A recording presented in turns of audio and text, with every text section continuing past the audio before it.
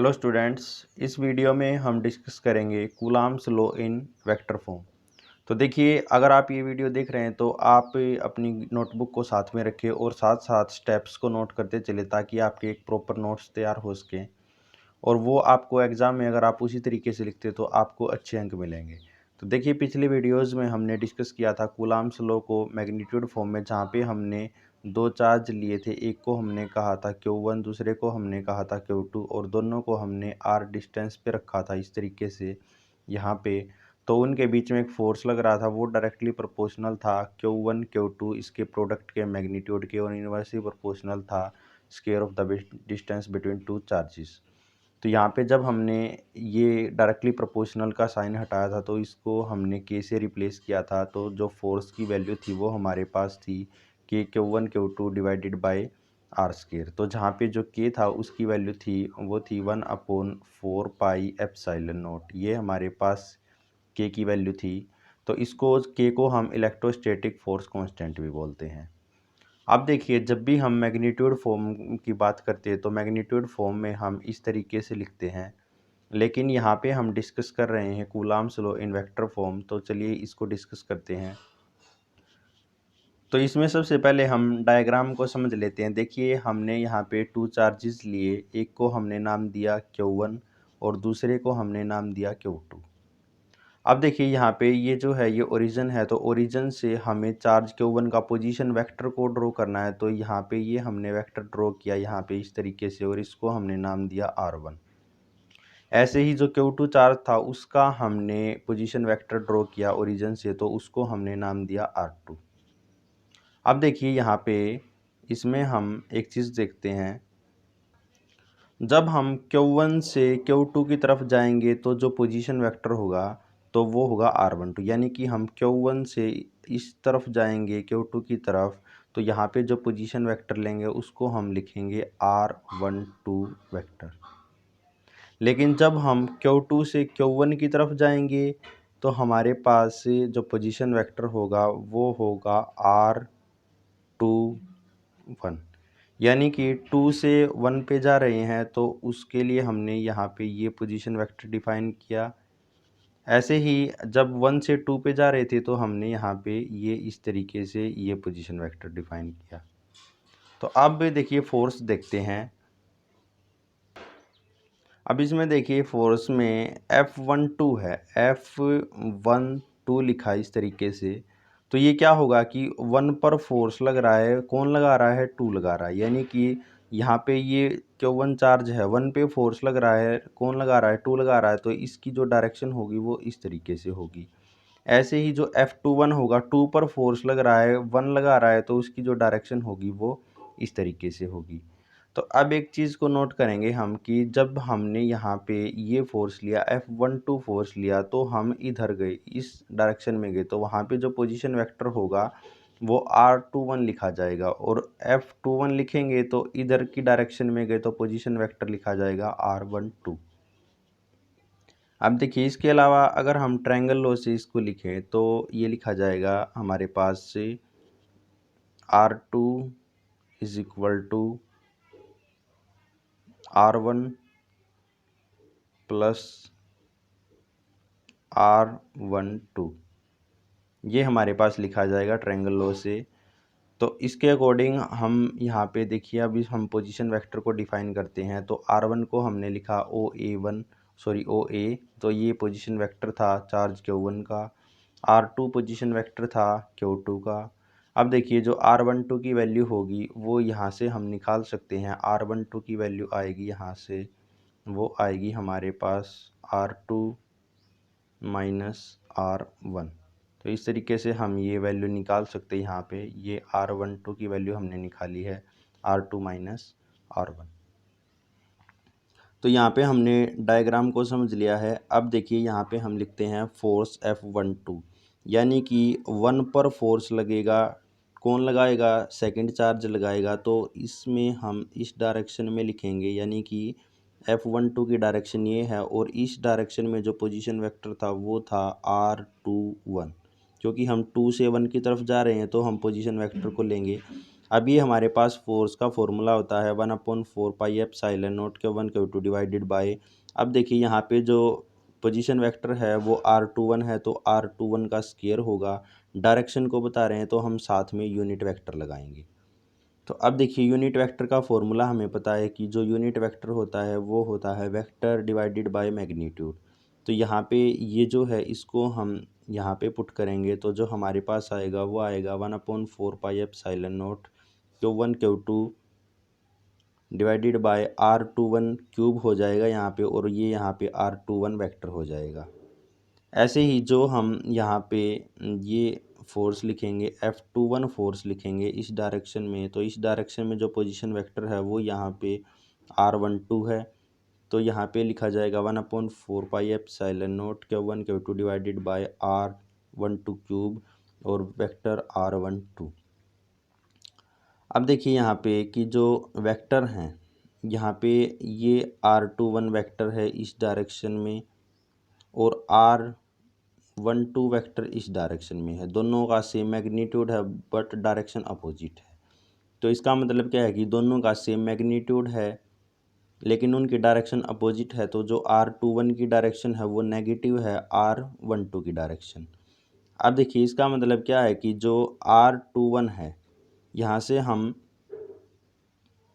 ये जो r21 है इसको हम यहाँ पे पुट करेंगे तो जो हमारे पास वैल्यू आएगी वो आ जाएगी F12 is equal to minus of F21। ये हमारे पास आंसर आ जाएगा। इसको हम ऐसे भी लिख सकते हैं F21 is equal to minus F12। इसका मतलब क्या है कि अगर हम दो चार्ज लें इस तरीके से और उनको इस तरीके से हमने रखा, उनके पोजीशन वेक्टर को डिफाइन किया यहाँ पे, तो एक को हमने नाम दिया Q1 दूसरे को हमने नाम दिया Q2। तो इसका मतलब ये है कि उन दोनों चार्जेस के बीच में एक फोर्स लगेगा और वो जो फोर्स होगा वो एक दूसरे के अपोजिट डायरेक्शन में होगा, एक दूसरे का अपोजिट होगा। तो इसका नेगेटिव साइन आने का मतलब ये है। तो यहाँ पर ये Coulomb's law in vector form ख़त्म होता है। नेक्स्ट देखते हैं। इसके बाद हमारे पास यूनिट ऑफ चार्ज। चार्ज की यह क्या यूनिट है, देखिए जो SI यूनिट होती है चार्ज की वो हमारे पास कूलाम है। अब देखिए अगर हमें 1 कूलाम को डिफाइन करना हो तो हम क्या लेंगे। देखिए यहाँ पे ये हमें पता है कि 1/4 पाई एप्सिलॉन नॉट की वैल्यू ये होती है। अगर हम डिस्टेंस को 1 मीटर ले तो डिस्टेंस को अगर हम 1 मीटर लेंगे तो यहाँ पे 1 हो जाएगा, और अगर हम फोर्स को इस के इक्वल लें तो ये हमारे पास इतना हो जाएगा। तो यहाँ से देखिए क्या आएगा, ये यहाँ से ये कैंसिल हो जाएगा और यहाँ पे ये क्यू इंटू क्यू है तो ये क्यू स्क्वायर हो जाएगा। तो क्यू स्क्वायर की जो वैल्यू आएगी वो 1 के इक्वल आएगी। तो यहाँ से जो क्यू की वैल्यू आई वो हमारे पास +-1 के इक्वल आ गई। तो अब देखिए यहाँ से जो डेफिनेशन क्या है वो क्या बनी। तो देखिए 1 कूलम्ब चार्ज वो चार्ज है जब हमने चार्ज को जो दो चार्ज लिए हैं उनको 1 मीटर के डिस्टेंस पे रखा है और उनके बीच में एक रिपल्शन फोर्स लग रहा है, और वो जो फोर्स है उसकी जो वैल्यू है वो 9 × 10⁻⁹ न्यूटन है। यानी कि अगर हम दो चार्ज को 1 मीटर डिस्टेंस पे रखें इस तरीके से और उनके बीच में जो फोर्स लगेगा वो इतना फोर्स होगा, तो वहाँ पे हम कहेंगे कि जो चार्ज प्रेजेंट है वो 1 कूलाम का चार्ज प्रेजेंट है। अब देखिए जो CGS यूनिट होती है चार्ज की वो हमारे पास है 1 इलेक्ट्रोस्टैटिक यूनिट और ESU। इसको हम स्टेट कूलाम भी बोलते हैं। तो जो चार्ज की CGS यूनिट है वो स्टेट कूलाम है। उसके बाद नेक्स्ट कंसेप्ट है हमारे पास डाइलेक्ट्रिक कांस्टेंट और रिलेटिव इलेक्ट्रिक परमिटिविटी।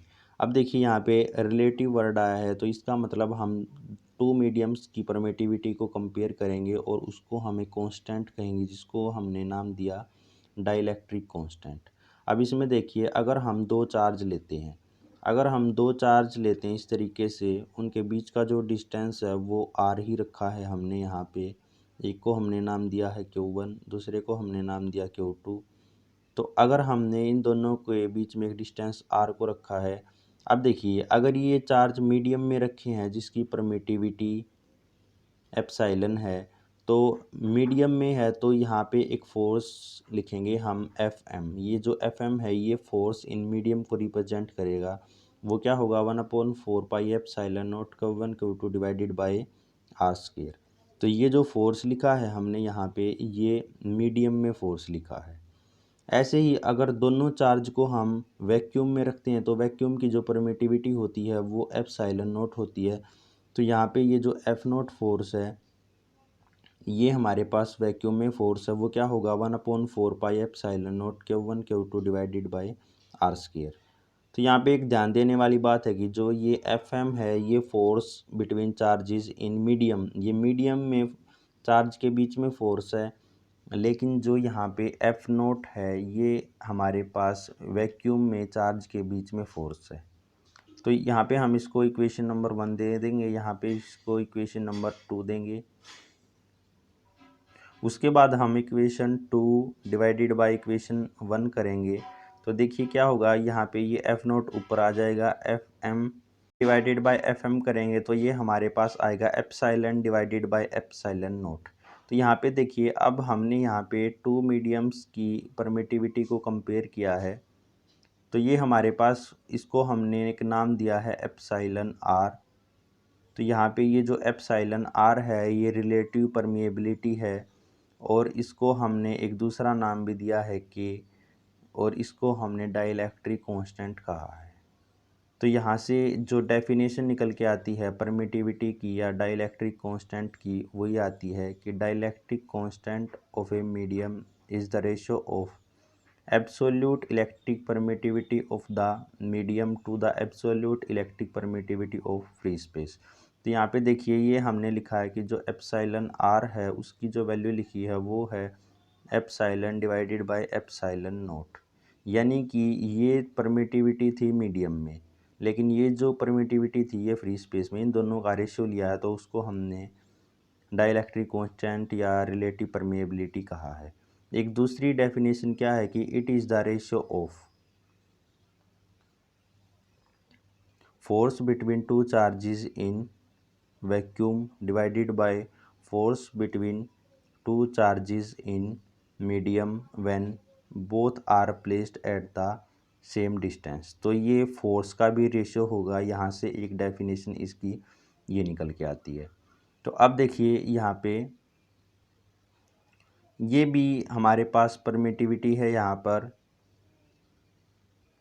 और ये भी हमारे पास परमिटिविटी है। तो ऊपर भी परमिटिविटी है और नीचे भी परमिटिविटी है। तो इसका मतलब जो हमारे पास एप्सिलॉन आर होगा इसकी हमारे पास कोई भी यूनिट नहीं होगी, ये एक सिर्फ कांस्टेंट होगा जिसको हमने कहा है डाइलेक्ट्रिक कांस्टेंट।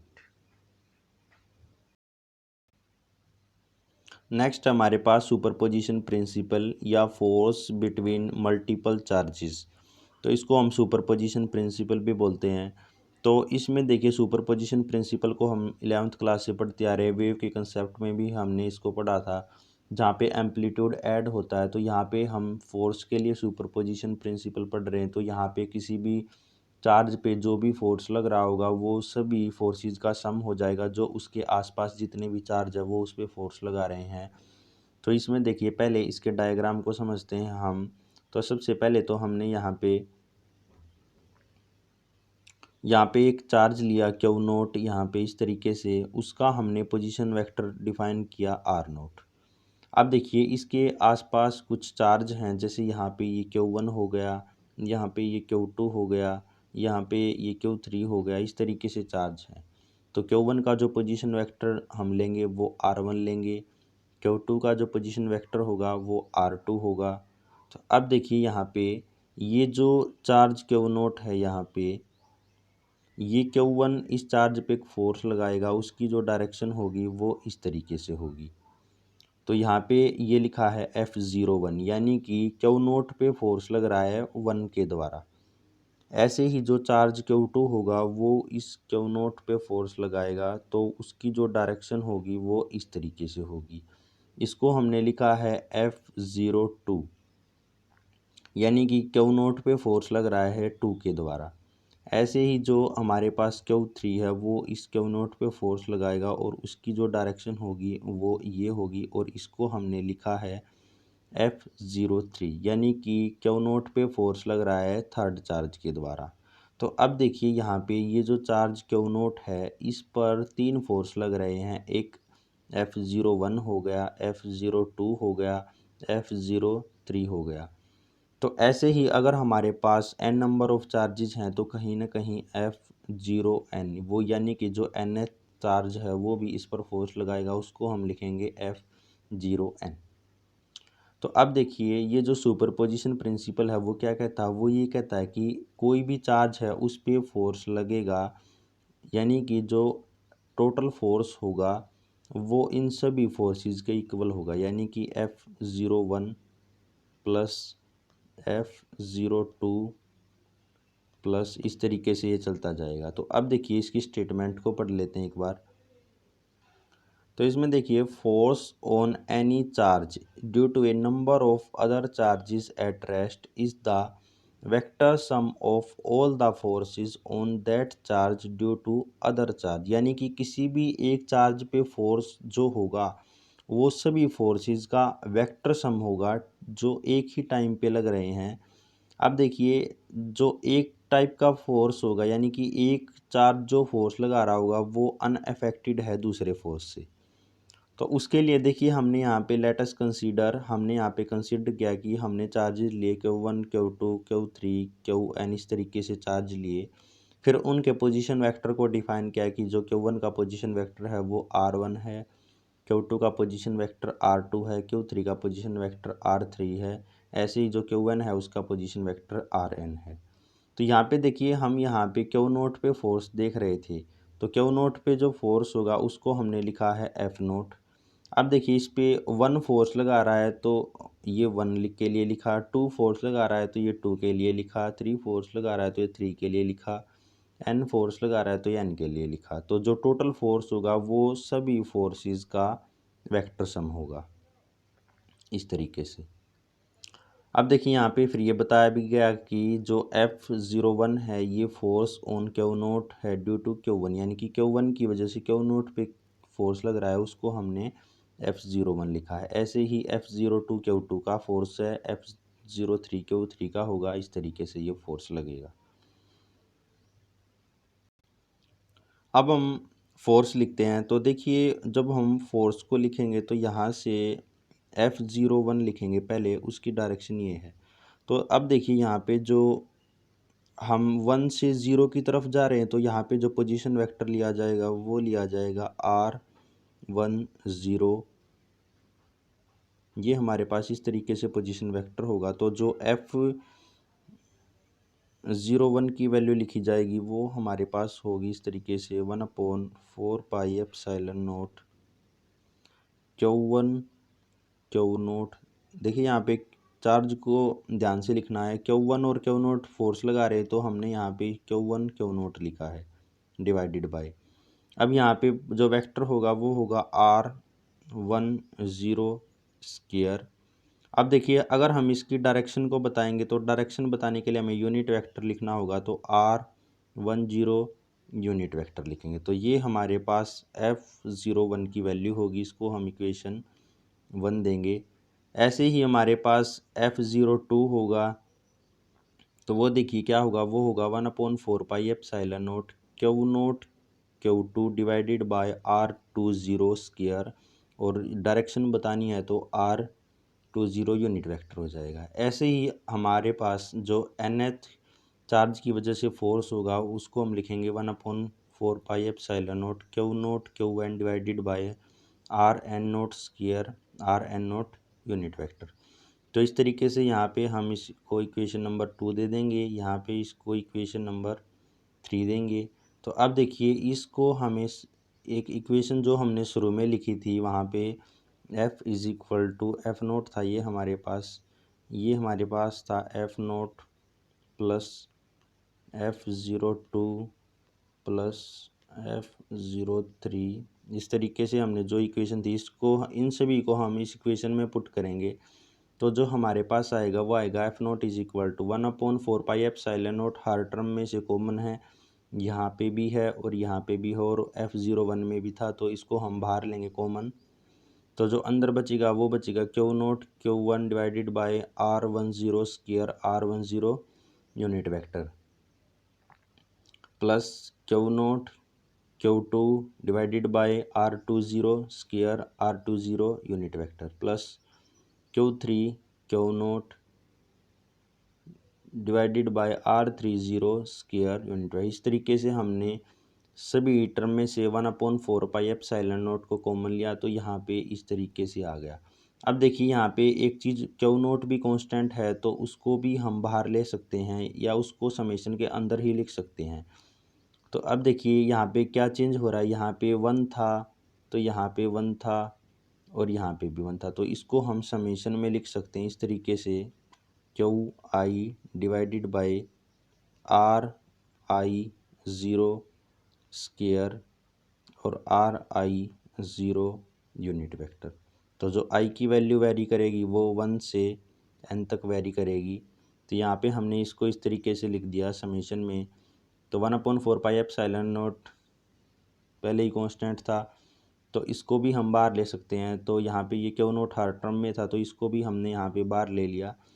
तो उसके बाद हमारे पास जो अंदर बचेगा समेशन में QY डिवाइडेड बाय RI0 और अगर हम इस यूनिट वेक्टर को भी हटाते तो ये हमारे पास आता है। तो यानी कि ये जो एक चार्ज पे फोर्स होगा वो सभी फोर्सेस का सम होगा। तो ये हमारे पास सुपरपोजिशन प्रिंसिपल है।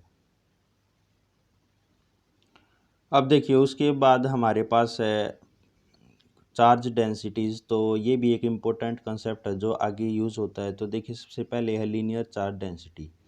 तो लीनियर चार्ज डेंसिटी में हम क्या लेते हैं, हम यहाँ पे एक वायर लेते हैं। तो हमने इस तरीके से कोई वायर लिया जिसकी जो लेंथ है वो हम मान लेते हैं कि जो वायर की लेंथ है वो L है। तो यहाँ पे हमने एक पॉजिटिव चार्ज दिया इसको इस तरीके से और उसको हम लिख रहे हैं Q। तो जो लीनियर चार्ज डेंसिटी होगी उसको हम डिनोट करते हैं लैम्डा से। तो जो लैम्डा की वैल्यू होती है वो चार्ज पर यूनिट लेंथ होता है। तो Q/L होगा वो हमारे पास लैम्डा होगा। अब देखिए अगर हमने यहाँ पे स्मॉल चार्ज लिया है, स्मॉल चार्ज के लिए हम DQ लिखेंगे और स्मॉल लेंथ के लिए हम DL लिखेंगे। तो एक लैम्डा की वैल्यू को हम इस तरीके से भी लिख सकते हैं DQ डिवाइडेड बाय DL। अगर हमने थोड़ा सा चार्ज दिया है वायर को, थोड़ी सी लेंथ पे स्प्रेड है DL पे, तो जो लीनियर चार्ज डेंसिटी लिखी जाएगी उसको हम लैम्डा से लिखेंगे। तो lambda is equal to DQ divided by DL। उसके बाद हमारे पास सरफेस चार्ज डेंसिटी। तो देखिए सरफेस चार्ज डेंसिटी के लिए हम कोई सरफेस कंसीडर करेंगे इस तरीके से, उस पर हम कोई भी चार्ज देंगे। यहाँ पे इस तरीके से हमने चार्ज दिया उस पर और Q चार्ज दे दिया तो इसका जो सरफेस एरिया है उसको हम S से डिनोट करेंगे। तो जो सरफेस चार्ज डेंसिटी होती है उसको हम सिग्मा से लिखते हैं। तो जो सिग्मा की वैल्यू होगी चार्ज पर यूनिट एरिया, यानी कि Q चार्ज होगा डिवाइडेड बाय S। अगर एरिया को A से डिनोट करें तो S की जगह हमारे पास A हो जाएगा। तो जो सिग्मा होगा वो होगा चार्ज पर यूनिट एरिया। फिर बात वही है कि अगर हमने स्मॉल चार्ज दिया है DQ, अगर वो स्मॉल सरफेस एरिया पे स्प्रेड हुआ है तो उसको हम लिखेंगे DS। तो ये भी हमारे पास सरफेस चार्ज डेंसिटी होगी। तो देखिए लेंथ के कंसेप्ट में हम लीनियर चार्ज डेंसिटी लगाएंगे, एरिया के कंसेप्ट में हम यहाँ पे सरफेस चार्ज डेंसिटी लगाएंगे। अब नेक्स्ट है हमारे पास वॉल्यूम चार्ज डेंसिटी। तो इसमें देखिए वॉल्यूम चार्ज डेंसिटी में हम सरफेस कंसीडर करेंगे। ये कोई एक हमने मान लेते हैं स्फीयर कंसीडर किया तो इस पर हमने कोई भी चार्ज दे दिया Q और इसकी जो वॉल्यूम है वो V है। तो देखिए जो वॉल्यूम चार्ज डेंसिटी होगी उसको हम लिखेंगे रो से। तो रो की जो वैल्यू होगी वो होगी चार्ज पर यूनिट वॉल्यूम। तो यहाँ पे ये हमारे पास सरफेस चार्ज डेंसिटी है। अगर हमने स्मॉल चार्ज दिया है DQ और वो स्मॉल वॉल्यूम पे स्प्रेड हुआ है तो उसके लिए DV लिखेंगे। तो ये हमारे पास होगा रो।